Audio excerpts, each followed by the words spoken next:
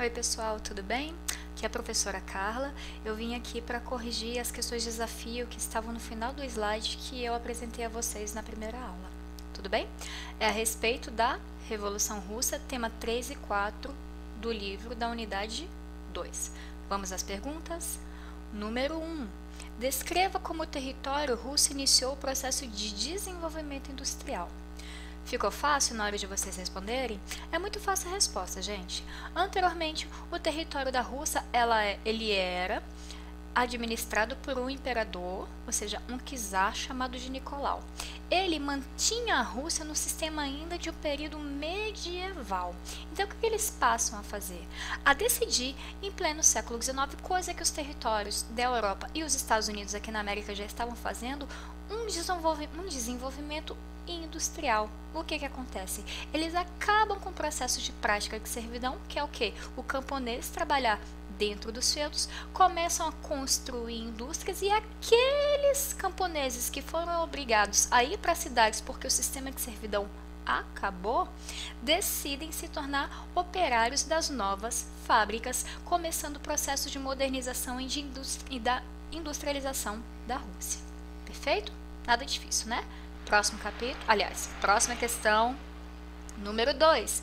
Descreva os partidos. Letra A, bolcheviques e letra B, mencheviques. Vamos começar com os bolcheviques. Os bolcheviques, tanto os bolcheviques quanto os mencheviques, eles faziam parte de partidos políticos que eram de defesa dos trabalhadores das fábricas, e tanto um quanto o outro acreditavam no intuito de ideologia de socialismo, da esquerda ou daquelas camadas populares terem acesso a, não a privilégios, mas a direitos assim como a classe média e a classe alta, tá bom? Só que eles pensavam nesse princípio de formas diferentes. Os bolcheviques, liderados pelo Lenin, acreditavam que o processo de você aderir ao socialismo na Rússia como um todo só poderia vir por meio da revolução, ou seja, pegando em armas. Enquanto os mencheviques, liderados por Martov, também tinha o intuito, o objetivo de colocar um ideal socialista no poder. No entanto, eles acreditavam que não haveria uma consolidação do socialismo como uma estrutura política russa se não houvesse o apoio de quem tinha o dinheiro. Obviamente, eles tinham que ter o apoio de quem? Dos dos industriais, que era a burguesia. Entendido? Bolcheviques, revolução socialista por meio da... ação socialista por meio da revolução, liderado pelo Lenin, enquanto os mencheviques, eles queriam a imposição ou estabelecimento do socialismo na Rússia com apoio econômico burguês, industrial burguês. Próxima pergunta. Explique o fator que impulsionou o Domingo Sangrento. Vocês lembram desse aspecto que também estava nos slides e eu falei para alguma turma, se eu não me engano foi a turma da tarde? Aconteceu o seguinte: se o objetivo da Rússia era comercializar industrialmente, vamos analisar o que a gente aprendeu lá em Primeira Guerra Mundial. Para eu industrializar, eu preciso de quê? Pensa. 5 segundos para vocês pensarem.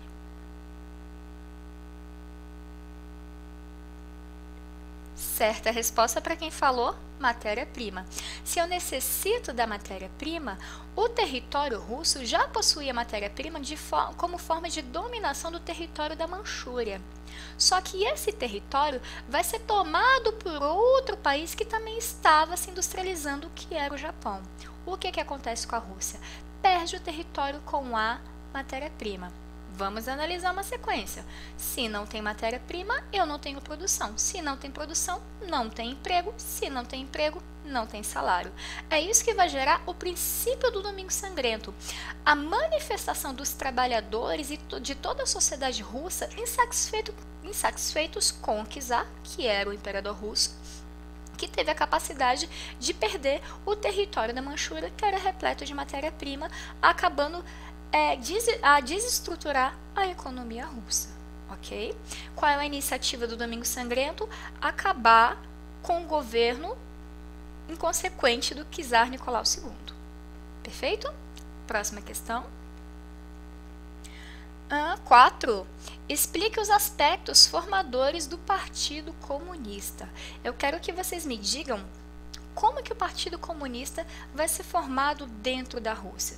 Simples. Após o golpe implantado pelo Lenin contra os russos brancos, que eram, após a saída de Nicolau do poder, existe a camada média e alta da população russa vai passar a comandar a estrutura da sociedade russa, dizendo que temos que manter a Rússia na Primeira Guerra Mundial para ter a possibilidade de implantar novas formas de busca de matéria-prima. Só que o Lenin, que era do antigo partido bolchevique, lembra disso? Ele era contra esse processo. Então, o que passa a acontecer?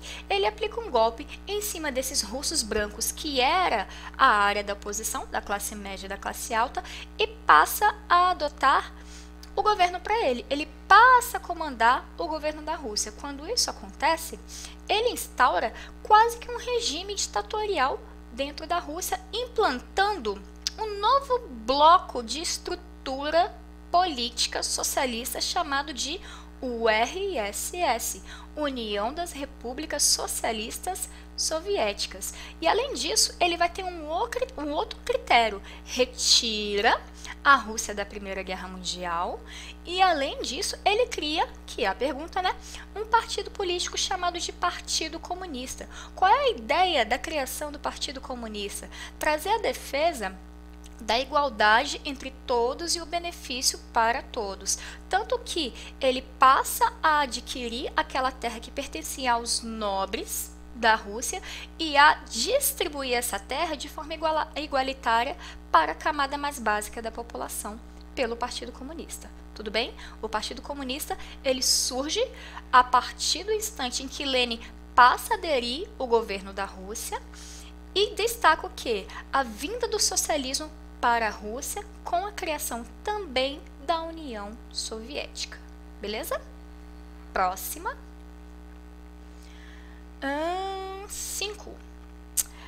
Como a criação da NEP reorganizou o sistema econômico da Rússia?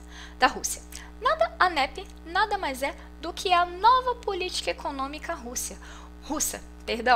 O que o Lenin vai fazer durante o governo dele? Ele vai tentar reestruturar a economia industrial da Rússia, dando abertura para capitais estrangeiros dentro do território, se aliando a medidas capitalistas juntamente com o socialismo. A partir do instante que ele passa a dar a permissão da entrada de capitais estrangeiros, ele passa a reinvestir na estrutura industrial russa, assim desenvolvendo a economia ou a nova política econômica da Rússia. Entendido? Próxima, se eu não me engano, a última pergunta, né? Última pergunta. Explique os aspectos da ditadura stalinista. Prestem atenção. Após não queria dizer assassinato, mas foi assassinato ou a morte de Lenin, quem passa a assumir o governo da Rússia por meio de um golpe foi um camarada muito bacana chamado de Joseph Stalin. Já ouviram falar dele?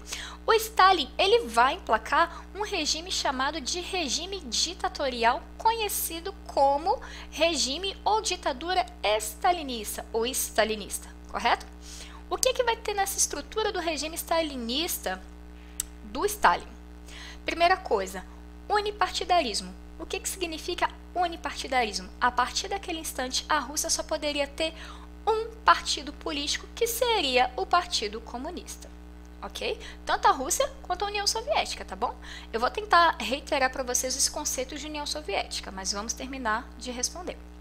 Segundo, ele vai dar como forma oficial o direito dos funcionários do governo de poder ter poder. Vocês entendem isso? Eu falar o seguinte, é a padronização dos governantes como governantes ou cargos máximos da União Soviética. Próxima coisa dentro do regime de ditadura stalinista é acabar aliás, dando censura à imprensa e acabar com os ideais de liberdade de expressão. Gente, quando Stalin passa a assumir todos esses critérios, a gente pode dizer que houve sim um regime stalinista dentro da União Soviética. Vamos entender esse conceito de União Soviética. Muita gente acredita que a União Soviética é somente Rússia. Ah, se eu falo Rússia, eu estou falando da União Soviética. Não necessariamente, tá bom? Olha o nome que o Lenin criou. União Soviética, União das Repúblicas Socialistas Soviéticas. Então, eu posso dizer que essa camada de países que acreditam no socialismo fazem parte de um único grupo. Esse grupo nada mais é do que a união dos países com ideologias socialistas, chamada de União Soviética ou República, União das Repúblicas Socialistas Soviéticas. Então, toma cuidado com uma coisa. Nem sempre quando eu falo Rússia, eu estou falando da União Soviética. Vocês têm que olhar, contextualizar, questão de data, questão de século, tudo bem? União Soviética é somente após o golpe de Lenin durante a Revolução Russa. E União Soviética nada mais é do que a união dos países que têm ideologias socialistas. Entendido? Beijinho para vocês. Na próxima videoaula a gente vai ter uma explanação melhor a respeito desse capítulo. Beijo!